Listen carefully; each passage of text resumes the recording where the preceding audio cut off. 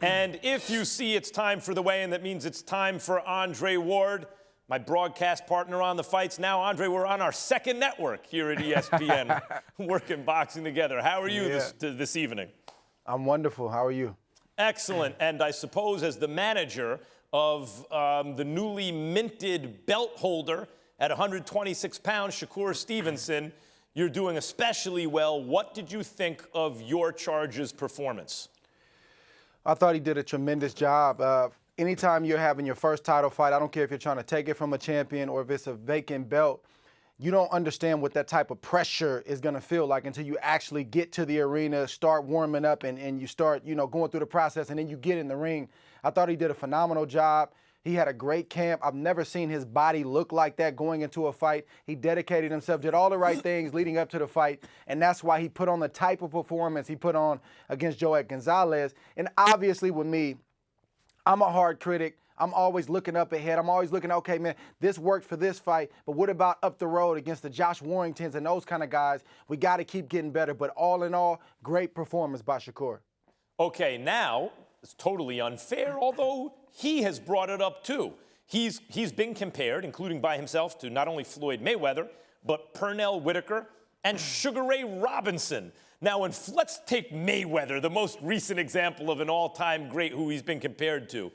In his first title-winning effort against Genaro Hernandez, who was a little long in the tooth, Joet's more in his prime, but was a greater fighter than Joet Gonzalez, Floyd was able to stop him.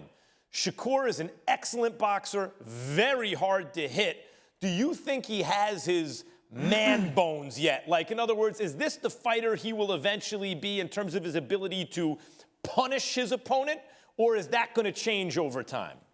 It's definitely going to change over time, and I feel like it's going to change because his IQ is already at a high level, but his capacity to learn more and the speed in which he learns is extremely fast. He's a quick study, and he and I talked after the fight. You could hear me screaming, go inside, hit him to the body, talking about Shakur hitting Joet. And I told Shakur, I said, you're going to be a great fighter just with the style you have right now if you don't change anything, but you could potentially be an all-time great as you keep learning the mid-range and in-close game, and he's ready for it. When you say go inside and really hurt the guy, there were, I think of Pernell, I think of you to an extent, of great boxers who could completely play it safe defensively if they so chose. But you noticed a sadistic streak when they were between those ropes, like they wanted to hurt their guy. Does Shakur have that, or is he content simply, I'm talking about his temperament, to completely control the action in the ring? Yeah, he's got a killer instinct for sure. You see it in sparring, and I think you've seen it in his fights. And he's going to have to learn to deal with this. The questions that swirl about his killer instinct, his punching power, his physical strength, this is what you got to deal with as a champion, and especially a young champion. But in terms of does he have it, it's in him, and you'll start to see that develop as he keeps fighting better competition. The thing about a guy like Shakur, which was also similar to myself, he fights better with better competition. He's a winner. So you put him in there tough, you're going to see him rise. Andre, I was going to save this for last, but we'll get to Canelo and Kovalev last because you brought up a boxing term that I think is relevant as a segue to the next topic. You said killer instinct.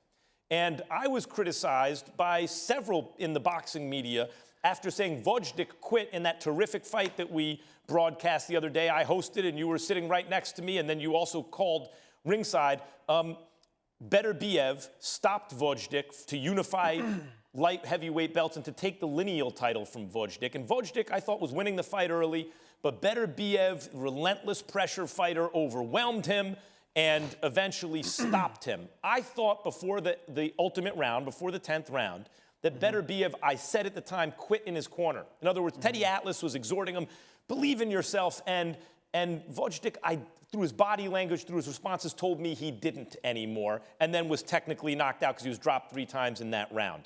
Of course, he wound up spending 2 days in the hospital. Maybe if he does better, something worse happens than just 2 days in the hospital. And I was criticized for using the word quit. And I mentioned earlier in this program, I probably should have said he'd had enough, because the boxing culture has been, boy, if this guy's not willing to die to try to win, then he can't be a great fighter. What do you think about that kind of culture, especially in North American boxing, the United States and Mexico? Is it possible to change that culture in a sport where sometimes it does come down to a contest of wills? Well, listen, Max, I know exactly what you meant when you said that Vojtich quit. I think you meant he stopped trying to win. He started to kind of concede and started to give in. So I understood what you meant by that. I appreciate you going back and clarifying for the people. It's a tough culture to change, Max. Listen, I'm not a guy who says that a fighter has to go to that point or else he's not worth the price of admission or he's not worth a pay-per-view buy. Like that's extreme. And I think in the last few months, we've seen a cluster of deaths in the sport of boxing, and it has people, talking and clamoring about this stuff on a national level.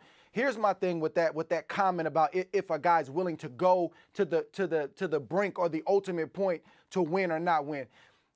It's okay, and I know this is contrary to what we talk about, it's contrary to the culture. There's nothing wrong with a fighter saying, I'm good at this sport, I want to make a living, I want to be a champion, but I'm not willing to go there. If I start to feel off, or if I get knocked down a few times and I start to feel a certain kind of way, I'm going to throw on the towel. There's nothing wrong with that. The only problem is that some guys will sell themselves as a guy who's willing to go there, and then you see the body language or the effort not be there to back up the talk. I think that's when the criticism sometimes is warranted, but there's nothing wrong with a guy not being willing to go there. There are some guys that are willing to go there. Myself, I always felt like I was willing to go there. Never wanted that to happen. I always was a guy that prayed for myself.